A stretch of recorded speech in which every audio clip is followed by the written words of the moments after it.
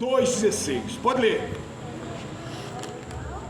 E ordenou o Senhor Deus ao homem, dizendo: de toda a árvore do jardim comerás livremente, mas de toda, versículo 17, mas de toda a árvore da ciência do bem e do mal, dela não comerás, porque no dia que dela comeres, certamente morrerás. Aí eu quero que você veja na minha loucura. Deus, que havia proposto um ato de compromisso com o homem, falou: ó, eu só preciso de uma coisa sua, Adão. Dessas árvores aqui todas você come. Tem todo tipo de árvore aí. Tem fruta que a sua descendência não vai conhecer. Tem de tudo aqui, Adão. Come do que você quiser. Mas dessa aqui em específico, não come dela não. Esse é o seu compromisso comigo. Foi firmado o compromisso. Por que, pastor, o senhor disse que foi firmado? Porque Deus cobrou o compromisso. Quando há a quebra, Deus fala: ei, você comeu, Adão? Você comeu? A mulher que o senhor me deu. Então tinha um compromisso. Tinha uma aliança. Adão quebrou a fidelidade, o ato de compromisso com Deus que fora prometido por ele. Rompeu-se. Gênesis capítulo 3, versículo de 1 a 7, você vai ver a quebra. Mas é interessante que a quebra deste ato de compromisso foi gerado por aquele que já havia quebrado o seu compromisso com Deus. Ele trouxe para o homem do mesmo sentimento dele. Sentimento de quebrar e de trazer a glória para si. Às vezes a gente fica preocupado com o sentimento de ser igual a Deus. Porque Adão queria ser, o ato dele foi o ato de ser igual a Deus. Porque Satanás queria ser mais do que Deus, igual ou maior que Deus, maior que Deus.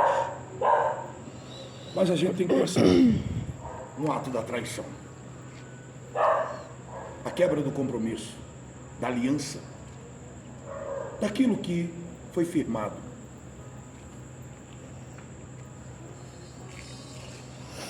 Agora eu observo uma coisa: a traição,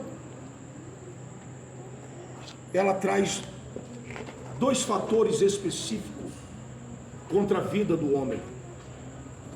Primeiro fator que ela traz: a ausência de Deus. Segundo que ela traz: morte. Agora eu quero que você comece a tentar entender o que é traição no nosso meio. Sabe por que muitas pessoas não estão em nosso meio hoje? Sabe por que algumas pessoas desfaleceram e saíram? Outras não têm força para voltar, pastor Cícero? Por causa do ato de traição. Quebrar o compromisso com Deus. Deus se ausentou, elas se ausentaram de Deus. E estão na iminência da morte. Eclesiastes capítulo 5, versículo 4, fala sobre voto. Esse voto que fala que é esse voto de traição? Não. Aqui eu estou falando de algo muito mais. Eu estou falando de algo como se tivesse um poder jurídico em cima, sabe? Algo que é exigido por Deus. São compromissos eternos. Esses compromissos que foi declarado por nós diante de Deus e de Deus para conosco, como decreto, são como os decretos, são firmados mediante a sua lei, o seu decreto. E aquilo tem que ser cumprido de todas as formas e maneiras. Essas pessoas que eu estou dizendo para os irmãos, elas quebraram um compromisso ou outro. Irmão, eu quero que você venha na minha loucura aqui. Deus, Ele nos dá responsabilidade. Deus te deu uma responsabilidade. Quando você começou a servir Ele, Deus, Ele depositou uma confiança sobre você. Ele te deu uma responsabilidade. E em meio àquilo que Deus te deu, Ele exige o compromisso. Ele não abre mão desse compromisso. E esse compromisso não pode ser quebrado, porque Ele se sente traído quando nós quebramos. E quando Ele se sente traído, é inevitável a ausência dele em nossas vidas. Mas por quê? Porque Ele quer se ausentar? Não. Porque eu quebrei o compromisso. E a quebra do compromisso gera ausência. Gênesis capítulo de número 3, os 3 últimos versículos do capítulo 3, a Bíblia vai dizer-nos, ela vai nos relatar, que após Deus vestir Adão e Eva, Deus observa aqueles que havia árvore e que eles não poderiam comer da árvore. Então era necessário tirar eles do Éden. Qual que é o versículo, Sebastião? 4. Capítulo 3, os 2 últimos versículos. Então o Senhor Deus disse: eis que o homem é um Isso. de nós. Pode ler. Então disse o Senhor Deus: eis que o homem é um de nós, sabendo o bem e o mal. Ora, pois, para que nada estenda a sua mão e tome também a árvore da vida, e coma e viva eternamente. Tem mais um? E o Senhor Deus, pois, lançou fora do jardim Lançou fora do jardim para lavrar a terra, para lavrar a terra. de que fora tomado. E havendo lançado fora o homem, pôs querubins ao oriente do jardim do Éden, e uma espada inflamada que andava ao redor para guardar o caminho da árvore da vida. Se separou totalmente. Capítulo 2, versículo 17. Foi lido também. Se você comer da árvore, certamente morrerá. Primeira coisa, a ausência de Deus. Adão sofreu na pele a ausência de Deus. E a ausência de Deus gerou morte na casa de Adão. Caim mata o seu irmão Abel. A primeira morte. E eu, na minha loucura, eu quero dizer para você que Adão sabia que a causa da morte do seu filho era a ausência de Deus. Porque o mal só existe por causa da ausência do bem. O mal só existe porque aquele que é amor, que é o bem, está ausente. Aí o mal existe. É como a lei da física. O frio, na verdade, fisicamente ele não existe. O frio é a ausência de calor. Se não tem calor, está frio. Mas ele é inexistente. E o mal só existe quando Deus está ausente. Aí a ausência de Deus gerou maldade na casa de Adão. Por quê? Por causa de uma traição. A falta de compromisso. Pessoas estão mortas espirituais. Pessoas estão sofrendo a ausência de Deus em sua vida, porque quebraram o compromisso com Deus. Irmãos, eu vou bem longe para mim, sabe, para você falar, pastor Gilberto é doido. Até os compromissos que Deus confiou na sua vida dentro da igreja, responsabilidades de ministério, quando nós quebramos, nós traímos Deus. Porque ele confiou uma responsabilidade. Porque ele te determinou algo. E tem mais uma: a recusa, repúdia. Sabe aquela pessoa que fala assim: irmão, Deus me falou que você vai ser o líder tal. Ah, não, eu não estou preparado para isso. Recusa é traição. Lembra da palavra repúdio? É o ato de recusar, de repelir. Não! Você traiu a confiança daquele que está te dando. Você não está honrando o ato da confiabilidade dele para com você. Aí parece que não, mas você começa a observar. A vida começa a ter, sabe? Estava em ascensão. De repente começa a virar uma parábola que fala, né? Que vai, aquela curvatura, não sei como se diz, parábola, né? E começa a descer. E a vida espiritual daquela pessoa começa a decair. Parece que não é nada uma recusa, mas é um ato de traição. Sabe, é como eu vi alguns vídeos na internet. Eu vi um vídeo do esposo sentado em uma cadeira, um balanço, do lado da esposa. Ele vira para beijá-la e ela recusa ele. Isso é ato de traição. Isso é repúdio. Quebra de fidelidade. Isso é ato traiçoeiro. Por isso que Paulo, eu já vou mais longe um pouquinho agora, aproveitar o contexto do que eu estou falando. Por isso que Paulo, ele disse que o corpo da mulher não pertence a ela, e o corpo do homem não pertence a ele. O do homem pertence à mulher e da mulher pertence ao homem, porque não pode haver repúdio. Quando na madrugada nós dá aquela cutucada, pastor.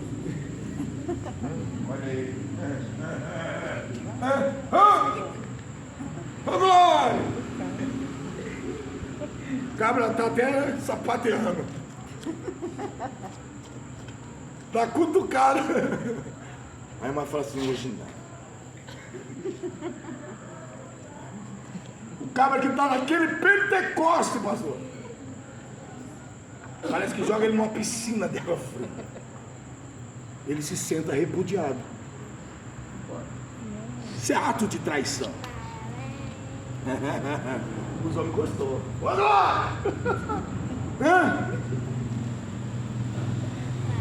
Parece que não, irmãos. Mas o diabo, ele trabalha em meios a momentos singelos para gerar, para demonstrar o ato da traição.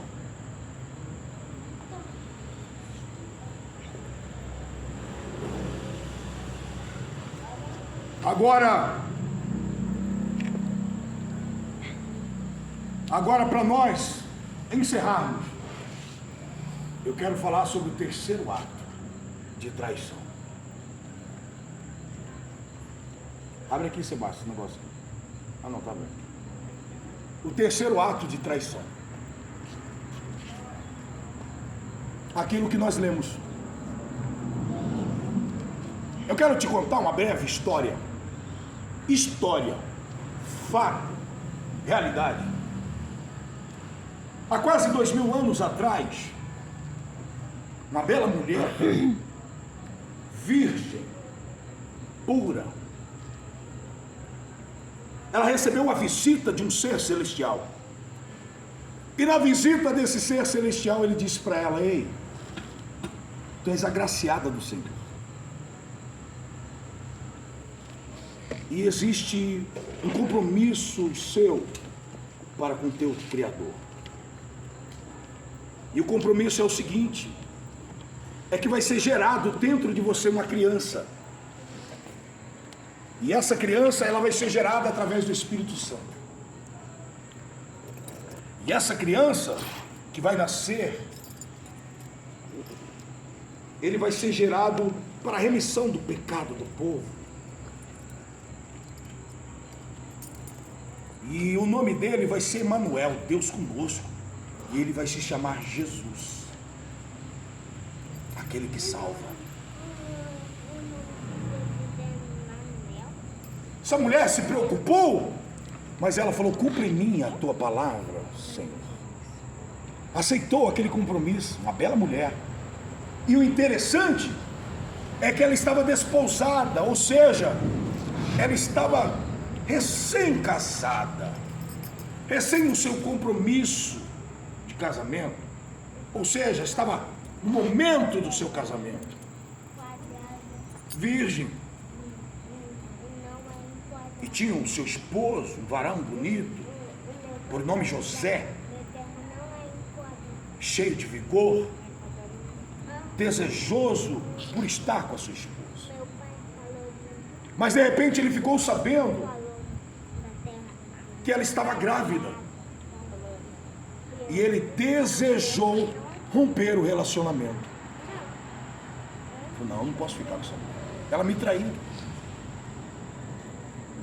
Ele teve o sentimento, pastor Cícero, sem ser traído. Ele sentiu na pele. Mas aí um anjo veio para ele em sonhos e falou: ei, rapaz, o filho que está no ventre dela é do Espírito Santo, não temas casar com ela, ela é pura.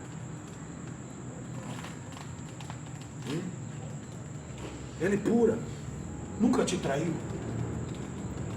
pode ficar tranquilo, assume ela, vai te dar muita alegria essa mulher. Coisa minha. E José abraça ela e ó, casa. A Bíblia diz que eles passaram por momentos adversos, tiveram que fugir, sair de uma terra para outra, até que seu filho nascesse. Nasceu um menino bonito, um varão, e este varão, José deu o nome dele de Jesus, porque Deus havia informado José o nome dele, e falou: Jesus. Começou a criar Jesus. Jesus começa a crescer.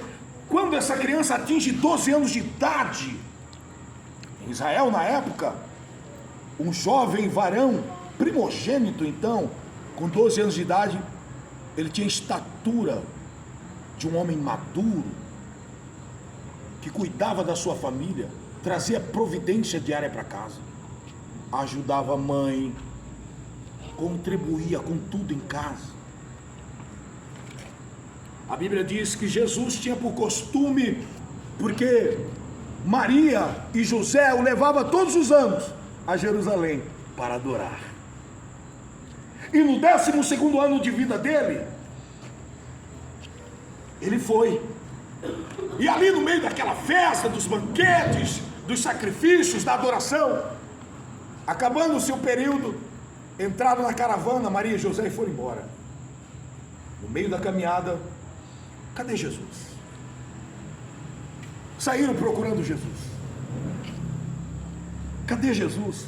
E ele não estava no meio. Ele estava no meio dos doutores da lei, lá no templo,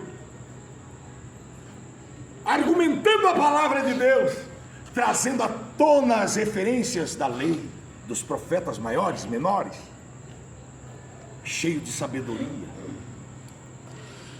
Depois desse período, que Maria vai lá, acha Jesus com José e volta, Jesus some do cenário de Israel. Ninguém ouve mais falar de Jesus no contexto da história bíblica. Mas quando ele alcança a idade de 30 anos de idade, o seu primo, que era 6 meses mais velho que ele, estava à beira do Jordão, pregando a palavra e batizando aqueles que se arrependiam. De repente veio um jovem belo que eu trago para os irmãos, não é beleza estética, porque esteticamente Jesus não era belo, segundo os estudiosos, historiadores, Ele não era esse Jesus dos quadros, olho azul, cabelo liso, jogado, sabe? Barba muito bem feita, aquela coisa, não. A Bíblia diz que ele não tinha beleza nem formosura, mas a beleza dele estava em seu espírito. João batizando o Jordão, de repente Jesus vem caminhando. A beleza do seu espírito, a sua glória e o seu resplendor fez com que João olhasse para ele. Jesus se aproximando, João de lá, quando João está batizando, João para e aponta para ele: eis aí o Cordeiro de Deus, que tira o pecado do mundo. João se volta a Jesus, e Jesus diz assim: é necessário que você me batize. João fala: não, Senhor, eu já havia dito para o povo que eu não sou digno de desatar a sandália dos seus pés. Eu já havia dito tudo isso para o teu povo, que o Senhor é muito mais poderoso que eu. Eu batizo com água para arrependimento, o Senhor vai batizar com o Espírito Santo e com fogo. Jesus falou: é necessário que se cumpra a justiça e toda a lei. Pode me batizar. João batiza Jesus, e no ato do batismo, um resplendor, uma glória toma o local. Jesus sai das águas, o céu se abre, pastor Cícero. Uma pomba, o Espírito de Deus em forma corpórea de uma pomba, repousa sobre ele. O revestimento vem sobre ele, a presença do Espírito Santo. No céu uma voz brada: eis aí o meu filho amado, em quem eu tenho prazer. Naquele momento a Bíblia diz que começa a jornada de Cristo. Pensa num homem que só fazia o bem, que era fiel aos seus companheiros, que amava o seu próximo. Pensa num homem que só sabia praticar o bem. Jesus, ele não se preocupava consigo próprio. Certa feita, há 3 dias no deserto, pregando a palavra, o povo todo com ele, uma multidão. Jesus, ele parou e observou a multidão, chamou os seus discípulos, os homens que andavam lado a lado com ele. Inclusive tinha um que era o tesoureiro, que era o administrador do seu ministério, que cuidava das finanças. Jesus chama todos eles e fala assim: eu tenho observado a multidão, e eu estou vendo que eles estão com fome, porque há 3 dias que eles estão comigo e não comem nada. Jesus olhou tudo isso e declarou para eles: o que vocês têm? Ou seja, o que vocês podem fazer por eles? Jesus não estava pedindo para si. Já tinha 3 dias Jesus também sem comer, mas Jesus não estava pedindo para si. Jesus não agia como os pastores de hoje, como eu poderia vir agir, insensível à vida de alguém. Não, ele não conseguia agir assim. Ele agia com plena sensibilidade na necessidade das pessoas. Quando os discípulos disseram: nós temos 5 pães e alguns peixinhos, Jesus pegou o pão. Quem sabe alguém olhou e falou assim: ele vai comer sozinho. Jesus levantou o pão para o céu e disse: Pai, graças eu te dou. E pegou aquele pão e os cestos que os seus discípulos estavam com ele, e partiu aqueles singelos pedaços de pão dentro dos cestos, e deu aos seus discípulos e disse assim: reparti-os à multidão.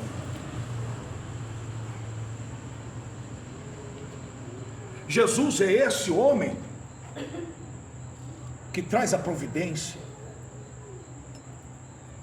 A Bíblia diz que quando o milagre aconteceu, Jesus falou: agora vocês, todo mundo está saciado, tá? Então peguem o que sobejou. Segundo esse relato, 12 cestos cheios sobejaram. Mas eu não vi Jesus correndo para comer. Porque a alegria dele era ver alguém ser suprido a sua necessidade. A alegria de Jesus é te ver bem. A alegria de Jesus é poder suprir toda a tua necessidade. Os discípulos de Jesus viram isso. Judas viu isso. Judas comeu do melhor. Desfrutou dos melhores banquetes. Como Pedro, como Tiago, como João, como Bartolomeu, como Mateus. Jesus sempre preocupado com eles. Quando o mar estava envolto, revoltado, vento soprando, os discípulos no meio do mar, do lago, a Bíblia diz que Jesus saiu da oração e foi caminhando sobre as águas até os seus discípulos. Ato de socorro, de cuidado, de zelo. Quantas vezes o mar estava envolto contra a sua vida? Quantas vezes o vento soprou contra a tua vida? E parecia que você ia ser consumido, consumida. E Jesus caminhou em sua direção. E mandou o mar se aquietar, o vento se calar. Quantas vezes ele fez isso? Quantas vezes Jesus parou para te ouvir? Lembra do silêncio de Deus?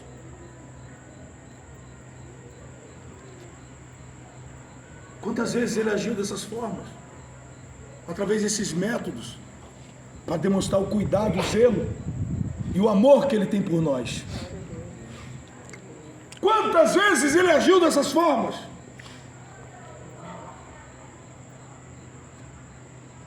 Sabe por que ele agiu assim? Porque ele estava declarando: o meu compromisso eu cumpro com vocês.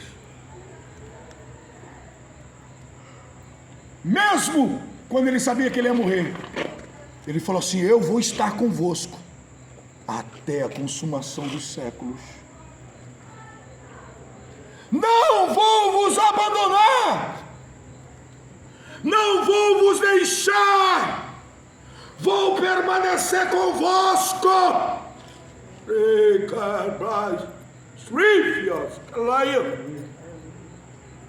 Vou permanecer convosco. O meu compromisso vai ser mantido. Mesmo nas suas infidelidades, eu vou me manter fiel.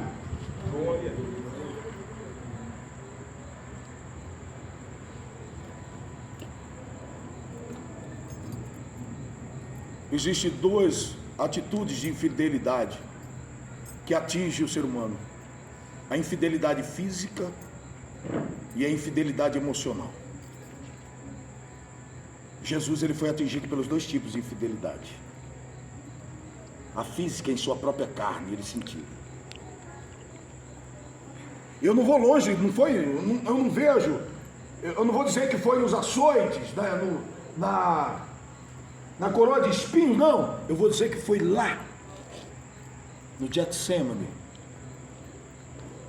quando o evangelista Lucas ele diz que tamanha foi a agonia dele, pastor. E hoje eu enxergo aquela agonia no ato da traição. Porque o ato da traição foi doído, pastor. O ato de Jesus disse assim: Judas, amigo, tu me traz com um beijo.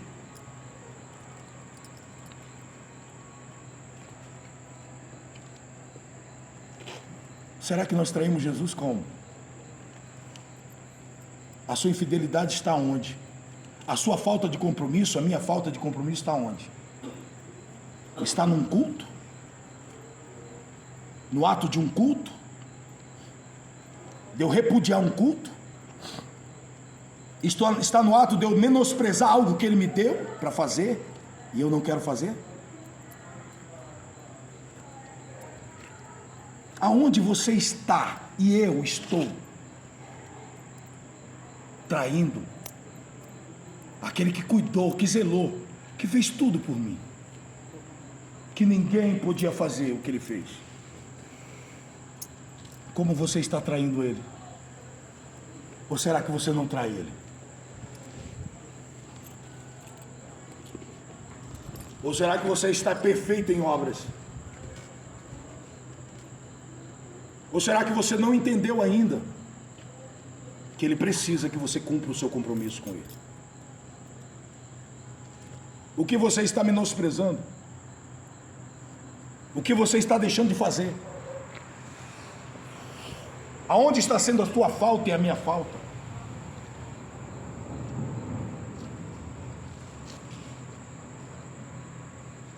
Como nós estamos negando o nosso mestre? Será que eu ainda estou abraçando ele, dando um beijo na face dele? E dizendo que ele é meu Deus e o meu Senhor? Se eu estou traindo ele? Deixando de cumprir os meus compromissos com ele?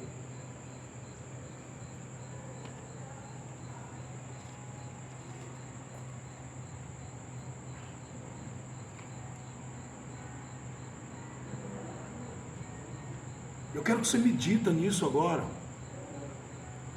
Traz para a tua vida essa verdade. O quanto que Deus já insistiu para você fazer e você não faz. O quanto Deus já exigiu a sua fidelidade para com Ele e você não quer ser fiel.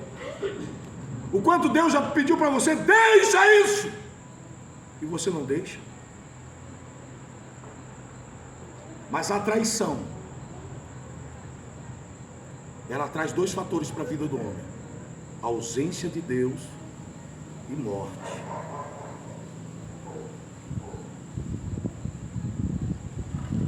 Satanás, ele desfrutou dos dois. Quando ele foi lançado, e a Bíblia diz em Apocalipse capítulo 20, versículo 3, se eu não me engano, e o diabo será lançado no lago de fogo. E no versículo mais à frente, diz que o lago de fogo é onde haverá a segunda morte.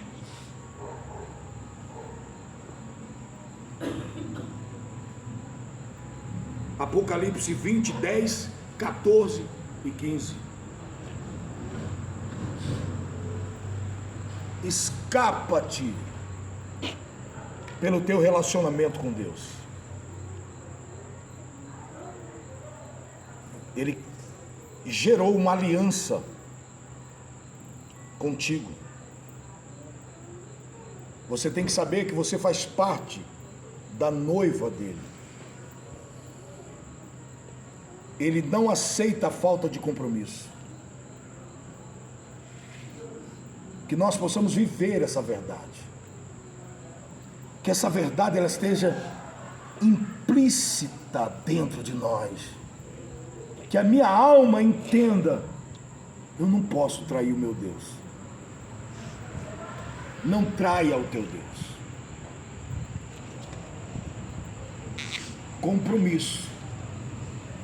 Você não firmou com o pastor, nem com o ministério. O compromisso você firmou foi com Deus. E Ele exige a lealdade no compromisso com Ele. Porque a falta de lealdade no compromisso para com Ele gera a ausência de Deus e a morte para a sua vida. Amém? Poderia falar mais um pouco, mas nós vamos encerrar aqui. E eu confesso para os irmãos, eu fui tomado em lágrimas quando Deus estava falando comigo acerca dessa palavra. Porque eu vi o quanto nós somos traidores. Tanto que nós traímos o Deus Todo-Poderoso. E esse sentimento, eu quero dizer na minha loucura, é o que mais gera desconforto em Deus. Ingratidão também, né? Sim. Mas o ato da traição, se você analisar a traição, porque quem trai, isso está tudo englobado. Uma pessoa que trai, ela é ingrata, ela não reconhece, ela é desleal, está tudo englobado em tudo isso. Então é um sentimento que na verdade mais, eu creio assim, pastor Cícero, que mais incomoda a Deus. É o ato da traição, de nós trairmos o nosso Deus. E eu espero que essa palavra de hoje possa ter te auxiliado,